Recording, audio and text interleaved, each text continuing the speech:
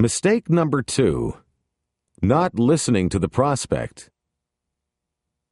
Perhaps the easiest way to distinguish successful salespeople from unsuccessful ones is to watch how they interact with the prospect.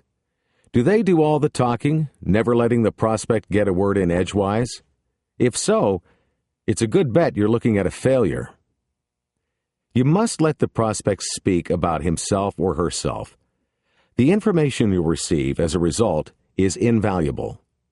Ramrodding your points through and merely overpowering the person rather than showing how you can help is a sure way for you to descend into the stereotypical hard sell that no one likes. Such behavior is a great way to lose sales. To be sure, you and I really believe that our product will help the person we are sitting across the table from. And yet, even though we believe that in our bones, we have to listen, not lecture. Listening is the only way to target the product to the unique set of problems and concerns the prospect presents to us. By staying focused on the objective of helping the prospect, rather than getting the prospect, we build trust, and trust is vitally important. When you get right down to it, a good salesperson doesn't so much sell as help. You can pass along important information and ask for the sale after you've demonstrated clearly how your product can help achieve an important objective, but ultimately, the prospect has to make the decision, not you. Ideally, you have to know what it will take for the prospect to do the selling himself or herself. In this environment, listening becomes very important. Listening doesn't just mean paying attention to the words that come out of the prospect's mouth. Very little of what we actually communicate is verbal. Most of it is nonverbal. Be sure you're listening in such a way that allows you every opportunity to pick up on nonverbal cues. By doing this, letting the prospect get across what's important to him or her, you'll stand out from the vast majority of other salespeople who simply talk too much. When your prospect wonders something aloud, give the person enough time to complete the thought. When your prospect asks you a pointed question, do your best to answer succinctly. Then listen for the reaction. Allow the speaker to complete sentences. Never interrupt. What's more, you should let the prospect interrupt you at any time to get more information from you. Express genuine interest in the things the prospect says. Keep an ear out for subtle messages and hints the prospect may be sending you.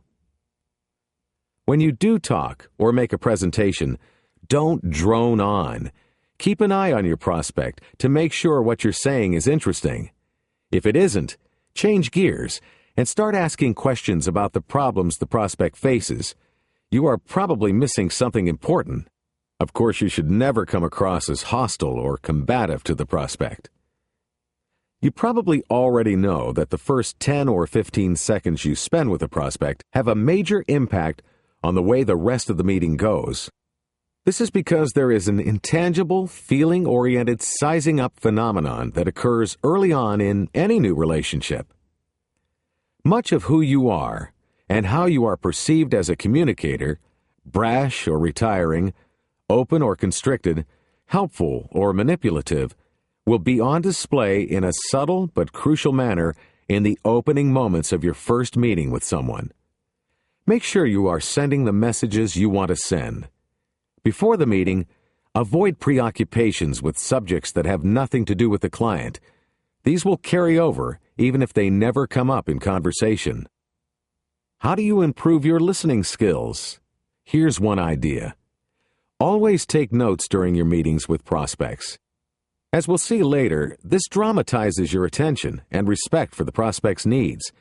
And if you think it's impossible to listen and take notes at the same time, you're wrong. The two actually reinforce each other. Once the conversation has begun to pick up some steam, take out a legal pad and write down the most important points the prospect makes during your presentation. Read essential details back to him or her before the meeting ends. Where appropriate, ask the prospect to expand on key concerns. That's all very well in theory, you may be thinking, but what if the conversation is going nowhere? How do I listen if there's nothing to listen to? Shouldn't I make a pitch? Probably not. The odds are that early on in the meeting, you simply do not know enough about your prospect yet to go into a long presentation, so avoid doing that. Instead, focus your questions on 3 simple areas: the past, the present, and the future. What kind of widget service was used in the past? What are the company's present widget needs? What does the prospect anticipate doing with regard to widgets in the future? Add a how and a why where appropriate, and that's really all you need. Take notes on the responses you get.